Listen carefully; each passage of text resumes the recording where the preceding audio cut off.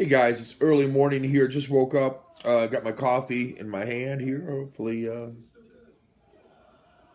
mm, it does its trick. I'm gonna vape a little bit while I'm doing this, but I'm doing my uh,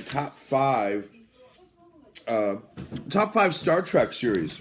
Now, I was inspired to do this by Gray, 1951, who was inspired in turn by DVD Collector, 1974, and Forker Ball. Guys I watch. And anyway, I wanted to go ahead and respond as well with my top five in the Star Trek series. Now, I'm going to have, with an asterisk, I'm going to give you my top five series, just the TV show, if I just take the TV show as a whole. And then I'm going to say if I add in, if there are any movies, books that I've read. By that I mean, novelizations of the series. I've read quite a few of those. So I'm going to kind of look at it from the big picture, the universe with those characters in it, as well as the show. So starting at number 5 is Enterprise for me. I haven't watched it much. I've watched a couple episodes, and it didn't grab me, so I didn't watch it. I think I watched the pilot or the first episode. It didn't really grab me, so I stopped watching it. But Gray 1951 has that pretty high up on his list, comparatively. So I may need to revisit that one and take a look at it. Scott Bakula I like, so he was in a few different things, but I liked him in Lord of Illusions, and of course he was also in the why can't I think of the name of that, Quantum Leap, which I did watch as well. So I don't know. I mean, I don't know why I didn't like it. I don't know if I can catch it on Hulu or one of these things. I'll have to check and see. And I'll have to revisit it. I know I can watch Deep Space Nine on Hulu. I've been doing that, catching up on Deep Space Nine. So number 4 for me would be Voyager. Gray had it at Mike had it at number 2, which I do like Kate Mulgrew. She's a good actress. And I thought she did a decent job as Captain Janeway. And I love the fact that it was a female captain. And I liked it. I used to watch it with my wife. We both liked it. Up until Kess died, there was a character called Kess. We didn't like Kess much. And each week I would say, I wish they'd kill Kess off. I just don't like the character. I don't think she brings much to the show. I don't like the subplot with her in it. I'm not really, I wish they would just kill her and get it over with. Well, they finally did. And then I stopped watching it. It was like all of a sudden we had nothing to root for or something. And maybe, I don't know what happened. Something happened there as well, but we just lost interest in it, both my wife and I. It wasn't anything, all of a sudden we didn't feel the need to watch it anymore, so we stopped. Number 3 for me would be The Next Generation. I'm sorry, Deep Space Nine, not The Next Generation. Deep Space Nine. I liked it. I think some of the books I've read, add some more background on some of the plot elements and side stories and so on in Deep Space Nine. I like the fact they were on this huge station, that other people came to them, that they were at a wormhole. A lot of interesting things. That they were kind of a last defense for Earth in a lot of ways, for Earth. Based on where they were placed. But some things I didn't care about as much on that show. They had. I liked the Jemadar. I don't know. There were some things I just didn't care for. Some of the episodes that just didn't grab me as well as my number 1 and 2 did. For me, the number 2 television show is Star Trek, the first Star Trek. Leonard Nimoy, William Shatner, and associated group. Love the fact that it had the first, really first ethnic cast on a major show like that, on a primetime show. And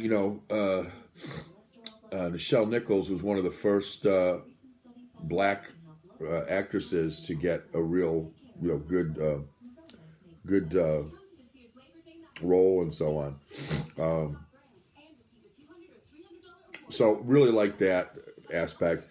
And then I loved, you had Sulu and Chekhov. You just a really well-rounded cast. All of them good actors and actresses. Shatner, the ham bone that he is. But that played well with Kirk. Kirk did well. And there's some classic episodes on the first one that, you really, who can deny it? That there's just some classic episodes there. So number one then for me is Deep Space Nine. I thought, why do I do this? The Next Generation. I don't know why I'm getting those two confused. They're really nothing alike. Captain Picard, to me, was the consummate captain. Cool, collected, a politician rather than a fighter. But, what if he had to fight, he would. You had, number one, Will, who was more brash, more prone to, wanting to put the fists up and fight. You had some great characters. John Delancey as Q. And you had a series that really wrapped up, to my mind, the best of all of them. Again, I haven't seen Enterprise, so I can't comment on how they wrapped that one up. But Deep Space Nine had a definite beginning and a definite end. And in between gave us some great television. They had some surprising kills. I mean, it used to be that unless you had the wrong color shirt on the away team, you didn't die. But Star Trek: The Next Generation, man, they blew that one out of the water when they killed off Denise Crosby's character early on. And yeah, I think Mike said, the series struggled a little bit in the first season. I liked the first season, but I agree it didn't come into its own until the second season, probably. But what great episodes they had, and Mike already alluded to some of these when Picard gets taken over and becomes Locutus of Borg. What a classic episode. The character of Data, to me, was always an interesting character.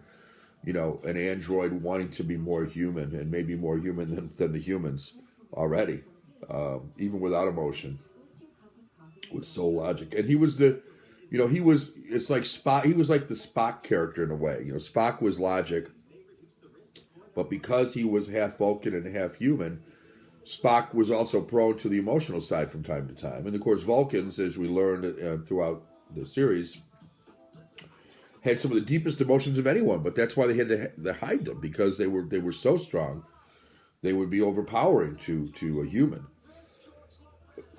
Well, Data, did a great job there with the logic. And some of the greatest Star Trek Next Generation episodes that I recall were when Data created a child. LOL. Oh, that's supposed to be LOL. Ironic. But anyway. And then she failed. She was everything Data wanted to be, but she failed. And ultimately she dies. If androids can die, she dies. And I think they can. So many great episodes with The Next Generation. And then, of course, it comes to fruition after 7 seasons, where the very beginning, when Q met them on the first pilot episode and said, "I'm putting mankind on trial. You're going to have to prove to me that you're worth saving." And then at the end, finally, in the last episode, all good things, ... must come to an end. Q passes judgment on humanity. So it's like the 7 years of the voyage was proving to Q whether or not they were worthy of existence, and it totally tied in with that first pilot. And now that how else could they have done it? Now that you look back at it, you're like, of course they're going to tie that back in, but I didn't see that one coming. And what a great episode! A little confused, they get into the time travel thing, which can get a little confusing. But for me, Star Trek, not going to do it this time. The Next Generation is my number one for the TV show. Now, let's talk about the entire universe. If I have to do the entire universe, everything stays the same except for 1 and 2. And they flip-flop. Now, Deep Space Next Generation is number 2.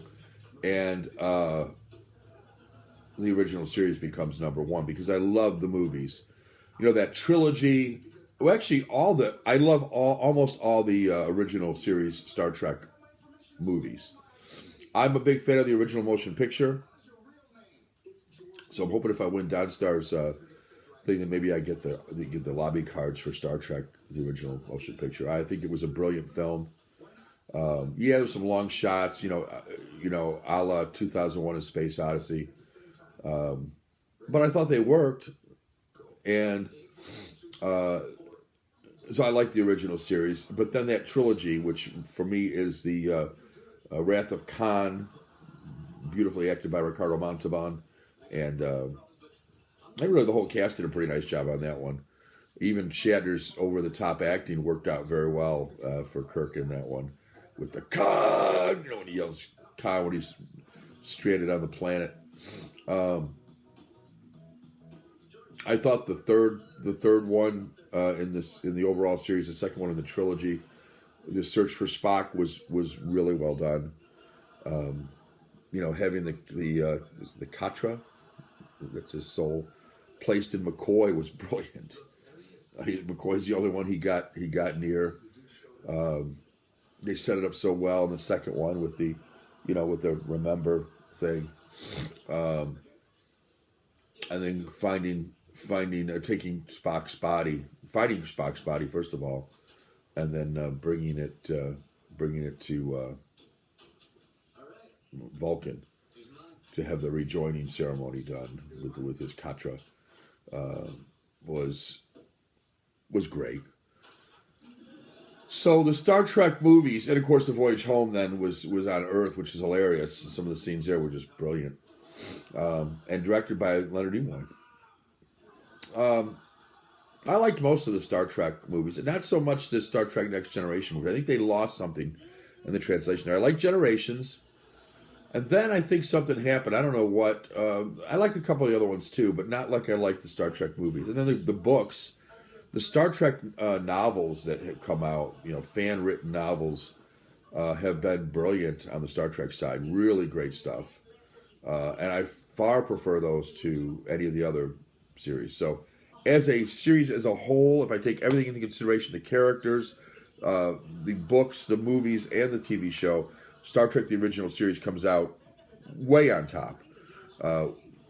Second being then the Next Generation, and then all the other ones quite a bit down from that. So that's how I would rank them if I take the whole universe into consideration.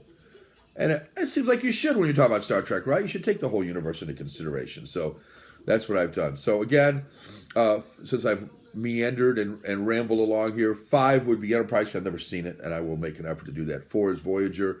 I liked Kate Mulgrew, but a lot of the plot there I lost interest in. And I guess they made it home. I don't know. I never watched the ending of it, but I'm assuming they made it home, and that's probably was anticlimactic on top of it.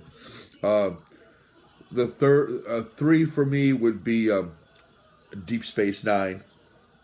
Secondly would be Star Trek, the original series, and then the Next Generation, number 1, if I'm talking TV shows only. If I'm talking the universes, then I'm flip-flopping 1 and 2 and putting Star Trek, the original series, on top. I think for very good reason. Those movies were great. And it kind of showed you what that series would have done. They only ran 3 short years. Had they continued it, they would have evolved those characters more and so on. And we would have seen more like what we saw in the movies. But man, going to the Star Trek movie the first time, seeing that cast reunited after so many years, after all the syndication that took place, that we watched them and wished it would have been on longer. Brilliant. Sorry to see that cast go, and Next Generation, I don't think did as good of a job with the movies as they could have. But anyway, that's my list, and happy to do it. All right, guys, take care.